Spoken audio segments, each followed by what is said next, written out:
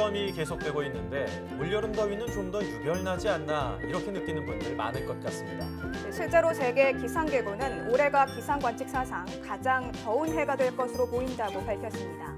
매월 기온이 평균보다 높은 상태가 유지되면서 북극과 그린랜드 주변의 얼음도 평균보다 많이 녹고 있습니다. 기상기구는 여름철 북극 얼음 크기가 1970, 80년대 여름의 40% 수준이라고 밝혔습니다.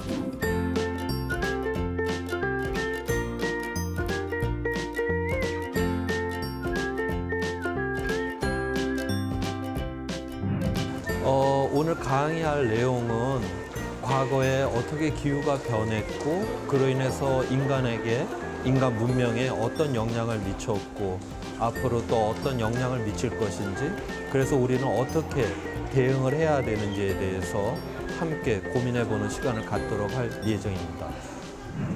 안녕하세요. 저는 오늘 저탄소 실천 생활을 왜 해야 되는지에 대해서 여러분들과 함께 생각을 한번 해보고자 합니다. 우리 행성이 이 태양에 이제 가까이 갈수록 온도가 높을 거다. 이건 뭐 누구나 직관적으로 알 수가 있는 거죠. 그런데 이 금성은 수성보다도 굉장히 높은 온도를 갖고 있어요. 그 이유는 바로 이제 이산화탄소 농도가 지구에 이제 300배가 되기 때문에 그러는데요. 그래서 꼭 이게 태양에 가깝다라고 해서 온도가 높은 게 아니라 이런 온실가스가 이런 기온을 결정하는데 굉장히 중요하다라고 하는 걸 갖다가 이야기를 해주고 있습니다.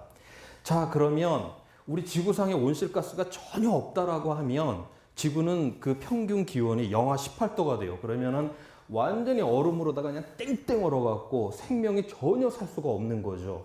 그런데 온실가스가 있기 때문에 그 평균 기온이 15도가 되는 것이고 그렇기 때문에 우리가 이제 생명이 이곳에서 살아갈 수가 있는 것입니다. 그렇기 때문에 온실가스는 우리 인류 그다음에 우리 자연이 있기 위해서 반드시 있어야 되는데 그럼 왜 문제냐?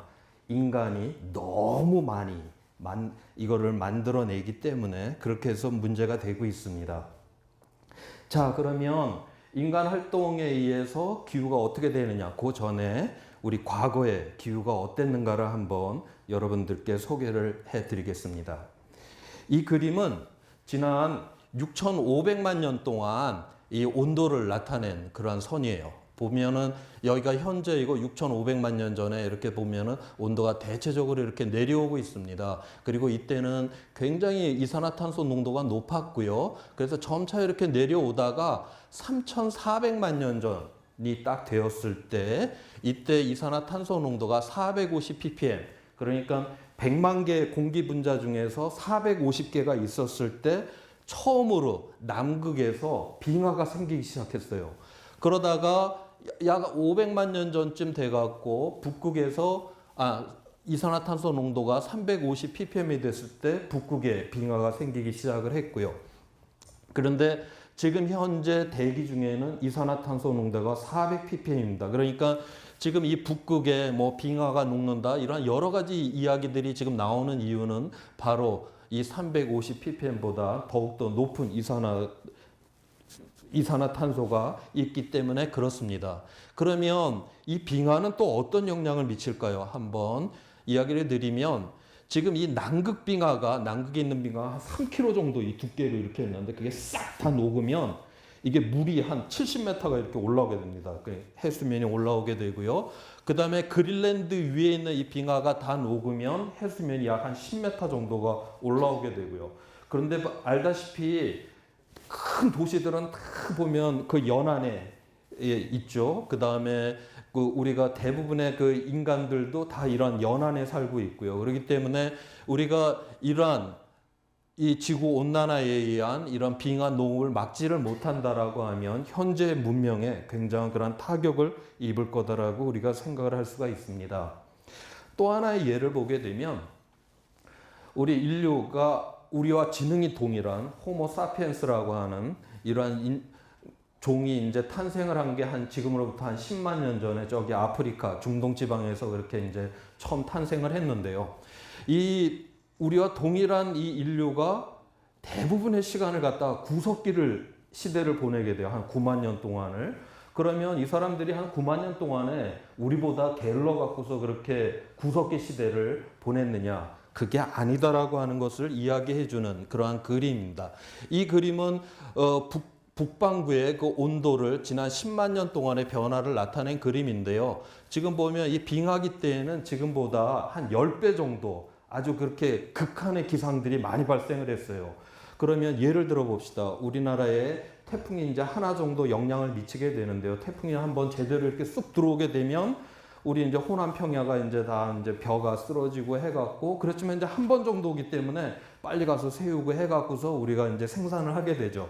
근데 만약에 이게 한 10번 정도 태풍이 들어온다고 가정을 해봅시다. 그러면 우리나라에서 농업은 불가능하겠죠. 이러한 극한 기상이 현재보다 10배가 된다라고 하는 거는 농업이 불가능하다라는 것을 의미를 하고요. 농업이 불가능하게 되면 정착 생활을 할 수가 없고 그러한 수렵하고 채집하는 구석기 생활을 할 수밖에 없습니다. 그렇게 이제 9만 년이라고 하는 시간을 이렇게 보내오다가 약 10,000년 전에 보면은 온도가 굉장히 안정화가 이렇게 되죠. 그래서 요때 바로 온도가 안정이 됐을 때 농업이 시작이 되고 그 다음에 정착을 하게 되고 그래서 신석기가 시작이 되고 그 다음에 이제 문명이 탄생을 하는 그래서 우리가 이러한 온도에 이러한 안정성을 잃어버리게 되면 현대 문명이 붕괴될 수 있다라고 하는 이러한 위험을 우리가 과거의 예를 통해서 우리가 알 수가 있습니다. 자, 그러면 지금 현재는 어떤 일이 일어났는가를 한번 살펴보면 우리가 그 산업혁명 이전에는 그 대기 중에 그 이산화탄소가 그러니까 100만 개 중에 280개, 280ppm이 있었어요. 그런데 현재는 아까 400ppm이라고 그랬잖아요. 그러니까 120개가 늘었어요. 100만 개 중에 120개면 참 작은 양인데 그럼에도 불구하고 이 에너지의 양은 어느 정도냐면 1초에 지구에다가 4개의 히로시마 원자폭탄을 폭발시키는 에너지를 갖다가 잡아내요. 이 온실가스가 에너지를 갖다 잡기 때문에 이거를 1998년 이후로 다 계산을 해보면 이러한 원자폭탄 23억 5천만 개가 이제 폭발한 에너지가 대기 안에 이렇게 있는 겁니다. 그 120개의 그 이산화탄소 그 농도가 늘어난 것 때문에요. 그러면 이 정도의 에너지라고 하면 뭔가 이 지구상에 큰 일이 일어났었을 것 같은데 실제로 그런 일이 일어나지는 않았어요. 그러면 이 에너지가 다 어디론가 갔다라는 걸 의미를 하거든요. 요 아래 그림이 바로 그거를 의미를 하는데 여기에 파란색으로 이렇게 표시된 것이 대부분 다 이 바다가 이 대부분의 에너지를 흡수를 해줬고요. 90%를. 그 다음에 한 10% 가까이를 빙하가 흡수를 해서 빙하가 녹아버렸고요. 대기 중에는 단 2%만이 그렇게 남아 있습니다. 바로 그 2%만 갖고서도 지금 뭐 지구가 기후변화가 일어났다라고 우리가 그렇게 이야기를 하는 것이고요. 만약에 이런 해양에 어떤 변화가 일어나서 만약에 이 에너지를 흡수를 못한다라든가 이렇게 되면 더욱더 커다란 그런 문제가 생기게 되겠죠. 자, 그러면 지금 현재로부터 해갖고 미래 100년 동안에 그 기온이 어떻게 변화되는가를 보여주는 그림인데요.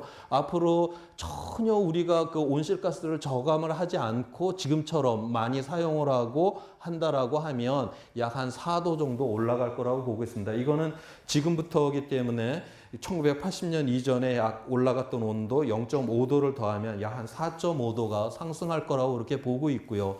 해수면은 약 한 80cm가 올라갈 거라고 보고 있습니다. 그러면 지금 현재 한 20cm가 지난 산업혁명 이후에 올라왔기 때문에 한 1m 정도가 올라가는 것이고요.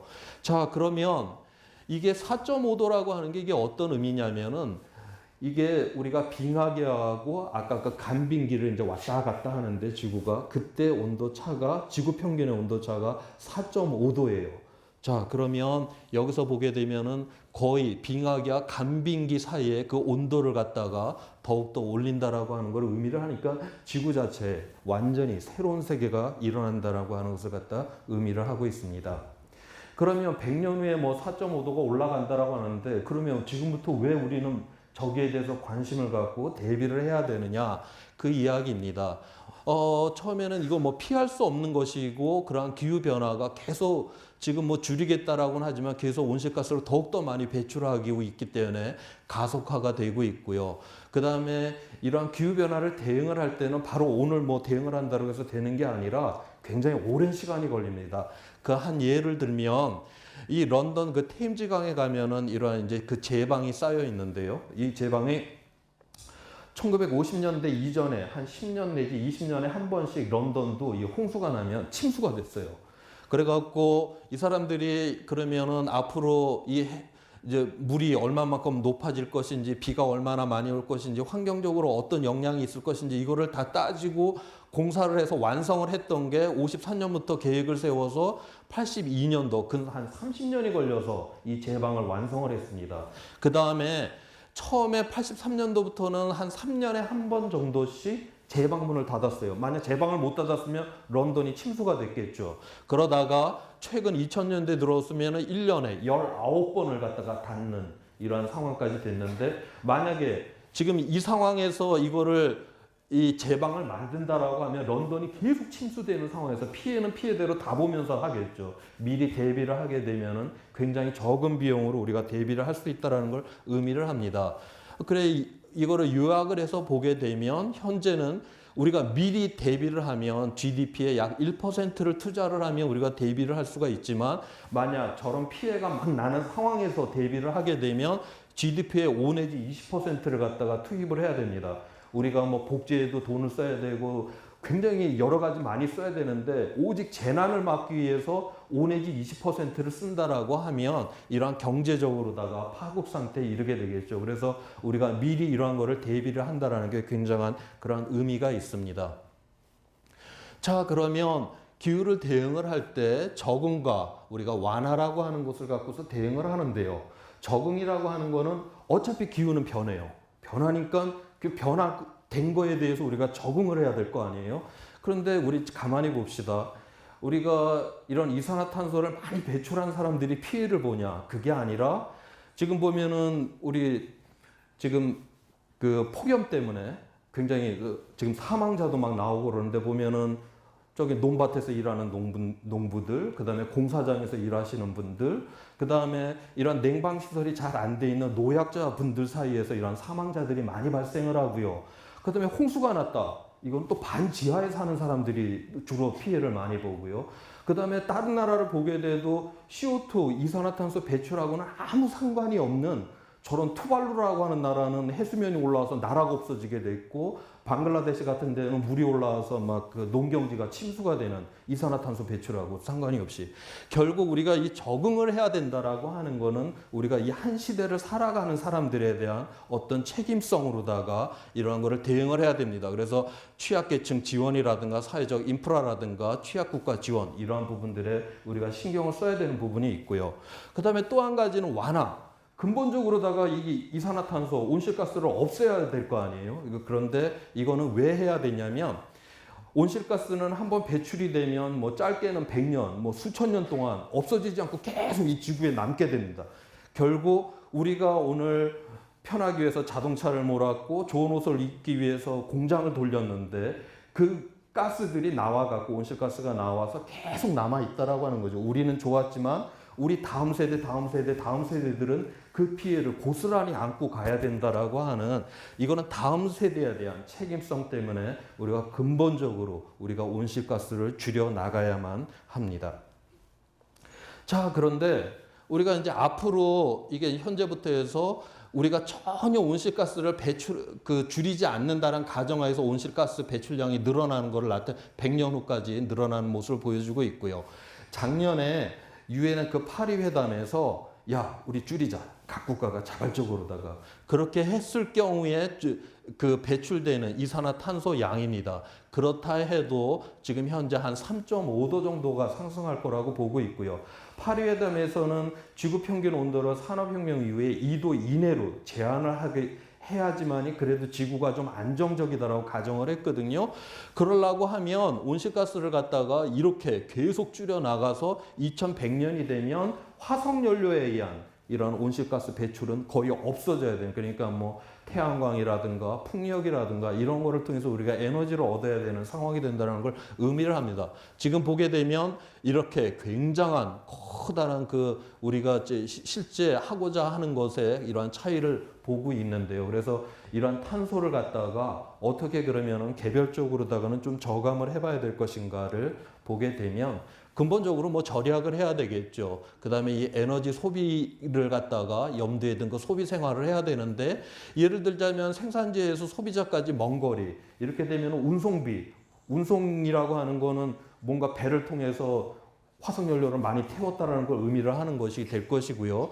그 다음에 제철 음식인가, 보관을 하려고 그러면 냉장고를 돌려야 되니까 그것도 탄소를 많이 배출했었을 것이고요. 그 다음에 우리가 그 에너지, 각자가 그 에너지의 소비자라고 하는 그 입장에서 실제로다가 이런 에너지를 갖다 제어를 하고 생산을 하는 그러한 입장으로 좀 돌아가야지만이 이러한 부분들을 좀 해결할 수 있다라고 그렇게 보고 있습니다. 마지막으로 그 기후 변화를 갖다가 대응하지 못해서 과거에 실제로 그 어떤 그 사람들이 멸종을 한 그러한 경우가 있습니다. 그 예를 한번 이야기를 드리고자 합니다. 이거는 지난 2000년 동안, 여기가 현재예요. 2000년 동안에 우리 북반구의 그 온도를 나타내고 있습니다. 자, 서기 한 900년부터 해서 한 1300년까지는 보면 온도가 굉장히 따뜻했던 시기가 있었어요. 이때를 우리가 중세 온난기라고 그렇게 부르고요. 이게 온난기가 끝나면 바로 이런 중세 빙하기로다가 소빙하기라고 하죠. 굉장히 추운 그러한 거로 넘어가는데, 바로 요 온난기 때 어떤 일이 있었냐. 그린랜드 그러면 다 빙하가 덮였잖아요. 그런데 왜 그린랜드일까요? 초록의 땅이라는 소리 아니에요. 바로 이때 그 이름이 지어졌는데, 자 보시다시피 900년경에 여기 지금 고동색으로 칠해져 있는 노르웨이 사람들이 아이슬란드까지 진입을 합니다. 그래서 이제 굉장히 따뜻해졌기 때문에 그린랜드 요 연안에 지금 그 노르웨이 사람들이 그 생활을 하고, 그래서 목축업을 했습니다. 지금 저기 그린랜드에서 목축업을 하다가 1300년까지 유지가 됐다가 1500년이 되면 완전히 소멸을 하고요. 여기 파란색으로 표시된 거는 에스키모 계열의 이누이 사람들이라고 하는 사람들이, 오히려 빙하기 때는 이런 사람들이 다 여기 들어와서 살게 되죠. 어떤 종은 다 없어졌는데 어떤 그 종족은 오히려 이 빙하기 때 저기 와서 이렇게 훨씬 넓게 그 차지하고 산단 말이죠. 이게 왜 그러냐면 이때 이 노르웨이 사람들은 목축업을 했다라고 그랬잖아요. 이 사람들은 마지막 순간까지 목축을 합니다. 그래서 마지막 사람은 풀이 없으니까 결국 굶어 죽게 되죠. 이 노르웨이 사람이. 그런데 이 이누이 사람들은 거기서 물개를 갖다가 때려 잡아먹고 그거로다가 식량을 하고 그걸로 옷을 입고 오히려 더욱더 이렇게 확장되어 나간 이런 모습을 보여줍니다. 이 당시 노르웨이 사람들은 계속 그 노르웨이의 그런 풍습, 관습 이런 거를 버린다라고 하는 걸 굉장히 두려워했다라고 해요. 그러다 보니까 저렇게 이제 마지막에 굶어 죽는 사태가 벌어졌죠. 결국 오늘날 우리가 그 탄소라고 하는 이 부분으로다가 오늘날의 이런 문명이 탄생을 했지만 이거를 갖다 계속 배출을 하다가는 이 문명은 곧 멸망된다라고 하는 거를 지금 모든 우리가 기후변화에 대한 이러한 연구들이 이야기를 해주고 있고요. 그렇기 때문에 탄소가 없는 그러한 새로운 세상에 우리가 대응을 해야지만이 우리 인류가 지속할 수 있다라는 것을 이야기를 해주는 그러한 이야기이기도 합니다. 예, 감사합니다.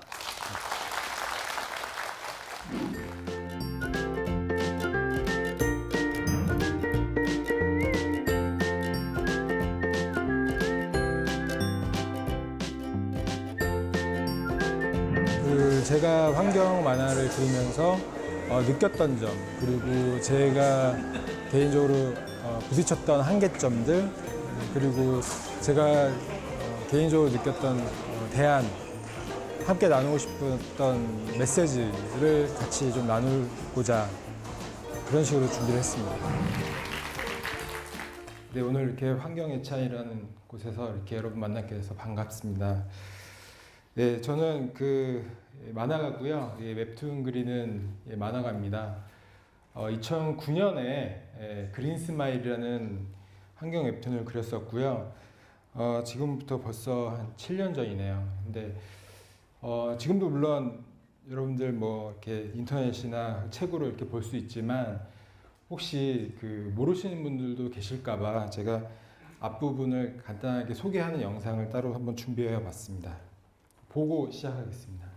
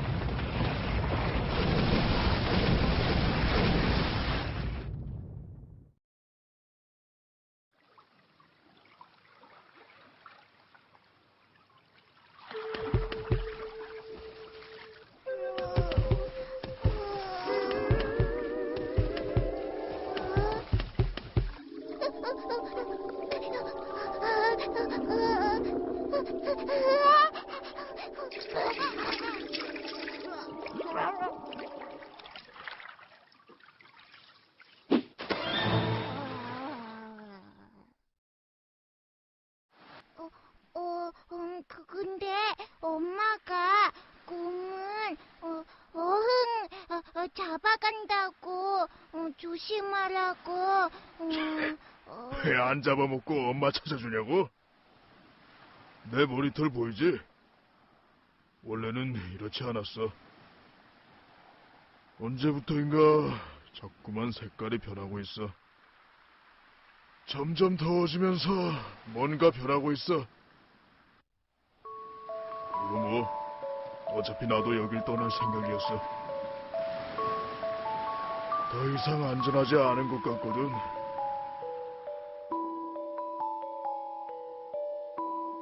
제가 이 웹툰을 만드는 게 사실 엄마를 찾아가는 이야기, 은비 이야기를 그리려고 했던 게 아니고 결국은 어떻게 하면 사람들이 환경이라는 문제에 관심 갖게 할까를 고민하는 중에 만든 이야기라는 거죠. 그래서 그 과정을 잠깐 이렇게 말씀드리려고 하는 겁니다. 웹툰의 이제 제작되는 단계는 이제 크게 두 개로 나눠지는데요. 처음에 이제 구상하는 단계에 속합니다. 아이디어를 짜고 스토리를 만들고 또 스케치를 하는 이런 과정이 있고요. 그 다음에는 이제 구체적으로 이제 뭐 펜선을 긋고 뭐 칼라도 입히고 이제 뭔가 이렇게 진짜 웹툰처럼 만드는 그 과정, 테크니컬한 과정이 이렇게 있습니다. 근데 그 중에서 이제 중요한 거는 결국 이제 구상하는 단계였는데요. 제가 이제 환경 만화를 그리면서 환경 문제를 다뤄야겠다라는 생각을 했고, 그래서 제가 이제 접근했던 게 저 역시도 이제 처음에 환경 만화를 그리고자 했을 때 환경에 대한 지식이 없었었고, 단지 북극곰이라는 아이콘밖에 떠오르지 않았었습니다. 그랬을 때 이제 제가 뭐 자료 조사를 하면서 알게 됐던 이런 여러 가지 사건, 뭐 환경 문제들이 있었고요. 이런 것들을 어떻게 이야기로 만들어낼까가 이제 저의 고민이었던 거죠. 그래서 제가 했던 거는 이제 이런 문제들이 있구나라는 걸 쭉 이렇게 고민하다가 이제 그 구글어스라고 이렇게 그 지구본처럼 생긴 그 프로그램이 있습니다. 그걸 계속 이렇게 보면서 이렇게 한번 그 곳곳에 어떤 환경 문제들이 있는지 이렇게 쭉 한번 보기 시작을 했어요. 그래서 이제 제가 이제 전체적인 아웃라인을 짜면서 이야기를 엄마를 찾아 떠나는 이야기로 삼자라고 하고 이제 루트를 짠 거죠. 그래서 북극에서 바다로 떠나서 이제 바다에서 벌어지는 해양의 어떤 문제들, 그래서 이제 밀림으로 가서 이제 산림이 파괴되는 육지에서 벌어지는 이야기들, 그렇게 해서 이제 다시 남극으로 가는 큰 그 그림을 짰었고요. 그렇게 해서 이제 그 스토리 라인을 크게 이제 북극, 바다, 밀림 이렇게 세 편으로 나눠서 이야기를 진행했었습니다. 예, 좀 더 구체적으로 보여드리면 이제 북극 편에서는 이제 엄마를 찾아서 이제 이 에코곰이 은비라는 작은 물범을 도와서 떠난다라는 거고, 그 안에서 보여주고자 했던 것은 이제 기후 온난화와 이제 북극의 생태계 이런 것들을 이제 간접적으로 보여주려고 했던 겁니다. 근데 한 가지 원칙이 있었습니다. 그러니까 동물들을 유인화해서 보여주는 대신에 가급적 인간을 등장시키지 않으려고 했어요.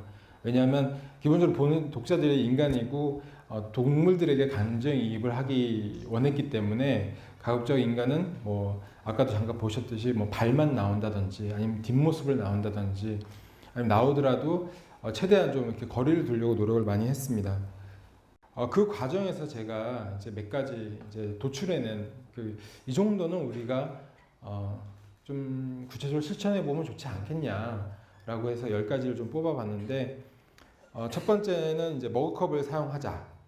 그리고 뭐 에어컨이든 뭐 난방기든 1도씩만이라도 좀 조절해 보자. 그리고 물을 좀 아껴 쓰자. 그리고 플러그 전원을 뽑자. 뭐 자전거를 타자. 뭐 대중교통을 이용하자. 뭐 이런 것들. 뭐 에코백을 사용해 보자. 이런 어떻게 보면 여러분들 다 한 번쯤 들어보셨을 만 하고 이미 다 어느 정도 사용활 속에서 실천하고 계시는 것들이라고 생각을 하는데요. 제가 이런 것들을 이제 한 몇 년간 이렇게 진행하면서 느낀 것들이 이제 제가 직접 한번 하나하나 다 이렇게 실천해 가면서 또 만화를 그린 것도 있었습니다. 그게 지금 보여드린 엄마는 지구인이라는, 엄마는 지구를 구한 사람이라는, 그래서 예전에 노 임팩트 맨이라는 영화가 있었는데요. 거기에 약간 영감을 받아서 정말 하나하나 우리가 실천해 보면서 겪게 된 에피소드를 한번 만화로 그려보자 해서 그랬던 만화도 있었습니다. 근데 제가 이렇게 한 몇 년간 환경 만화를 그리면서 느꼈던 어떤 약간 회의감, 좀 이건 좀 이게 안 되나? 그래서 좀 한계를 느낀 게 있었는데 그 세 가지가 있었는데 그 이 자리를 통해서 한번 말씀드리고 싶었습니다. 첫 번째는 처음에는 이제 환경 만화라고 해서 사람들이 많이 관심을 가져주고 그 안에 뭐 북극이 지금 녹고 있습니다. 뭐 산림이 파괴되고 있어요. 해양이 아파요. 뭐 쓰레기가 버려져 있어. 이런 것들을 만화로 보여줬을 때 관심은 표명하는데 그게 조금씩 시간이 지날수록 사람들이 너무 익숙해져 간다는 걸 발견했어요. 그래서 처음에는 놀라다가도 나중에는 그냥 너무나 자연스럽게 받아들이는 문제. 그래서 너무 그런 갈등이 장로화되는 거에 어떤 한계점을 좀 발견했었고요. 또 하나는 제가 막 이런 10가지 지구를 웃게 만든 10가지 방법 이런 것들을 막 소개해도 그게 한두 번이지 내가 뭐 머그컵을 사용하고 1도씩 낮추고 해도 뉴스를 틀면은 뭐 계속 환경에 대한 안 좋은 소식이 들리니까 그 결국 느끼는 건 어떤 개인으로서의 무력감이 가장 컸던 것 같습니다. 그래서 내가 이렇게 해도 결국 안 되는구나 라고 해서 제가 아까 앞서 그 소개해드렸던 환경 기자단이나 뭐 환경 일기 쓰는 사람들이 처음에 막 열심히 하다가 하나둘씩 떠납니다. 이런 것들 많이 목격했어요. 그러면서 저 역시도 많이 무력함을 느꼈고 역시 그 개인이 할 수 있는 영역은 아닌가라는 좀 자괴감도 느꼈었고 근데 그래서 결국 대안은 없냐 우리가 할 수 있는 건 없는 거냐라고 했을 때 제 스스로 내린 결론은 그거였습니다. 그냥 매일매일 뭐 대중교통을 이용하고 1도씩 낮추고 이런 것들이 결국은 조금 더 불편해지자인 것 같아요. 그러니까 내가 좀 더 불편하게 사는 거에 대한 좀 기꺼운 마음을 갖는 것 그런 게 저는 이제 슬로우 라이프라고 생각을 했고요. 좀 제 그린 스마일 그린 다음에 그렸던 게 이제 운비처럼이라는 만화가 있습니다. 이 운비처럼을 제가 그렸던 이유도 약간 그 연장선에 있었어요. 조금 더 불편해지는 거.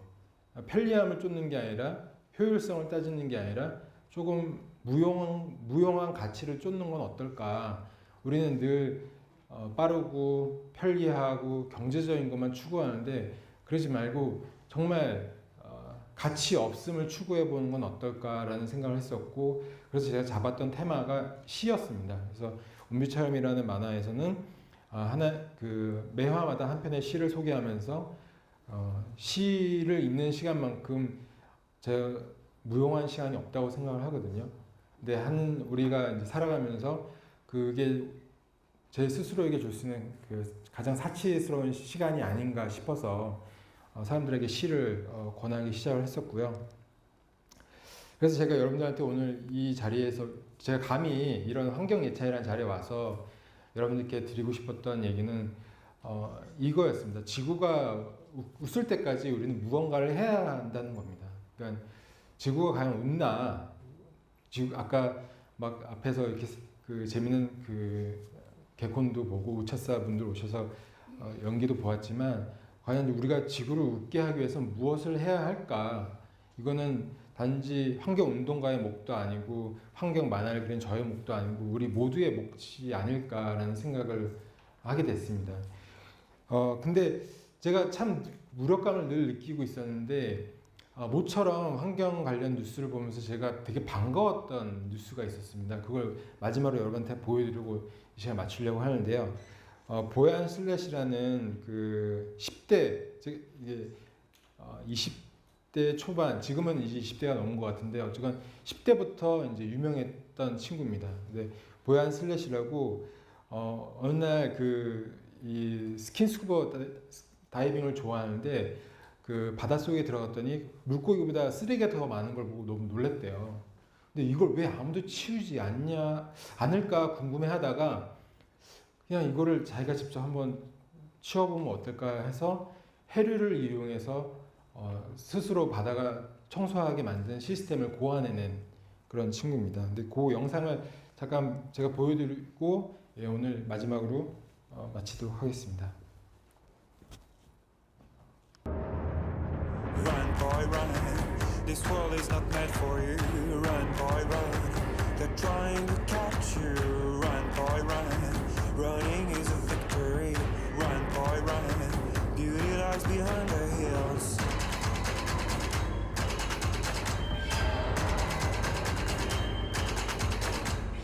Always another day, hey. And you don't have to hide away, yeah. You'll be a man, boy. But for now it's time to run, it's time to run.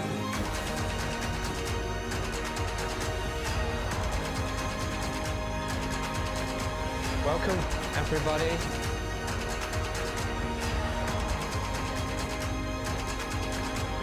Run, boy, run. This ride is a journey to run, boy, run.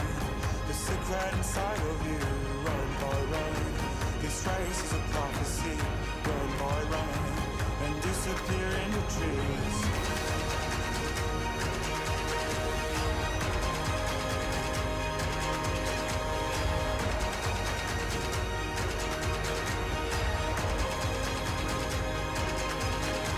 Tomorrow is another day, hey.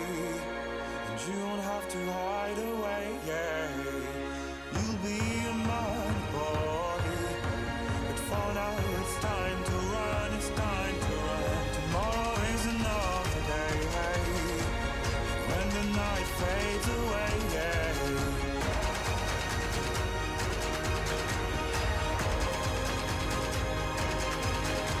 Tomorrow is another day, hey. And you don't have to hide away, yeah. You'll be a man, boy. But for now it's time to run, it's time to run. Tomorrow is another day, hey. When the night fades away, yeah. You'll be a man, boy. But for now it's time to run, it's time to run.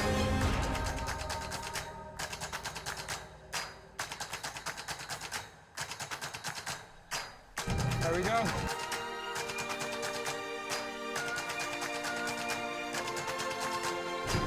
Yeah, it works.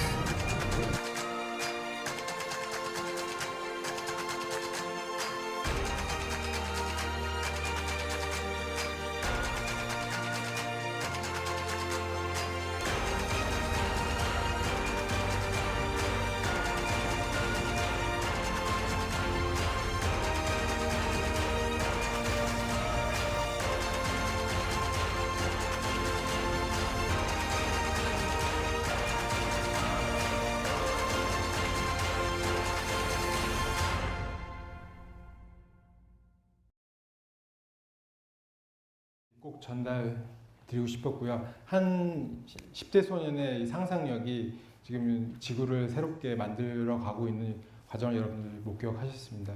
여기 계신 분 그리고 이 행사에 관심을 갖고 계신 분들 꼭 여러분들의 상상력을 그냥 그 안에서 멈추지 마시고요. 한 걸음 더 나가셔서 꼭 실천하시는 분이 되셨으면 좋겠습니다. 감사합니다.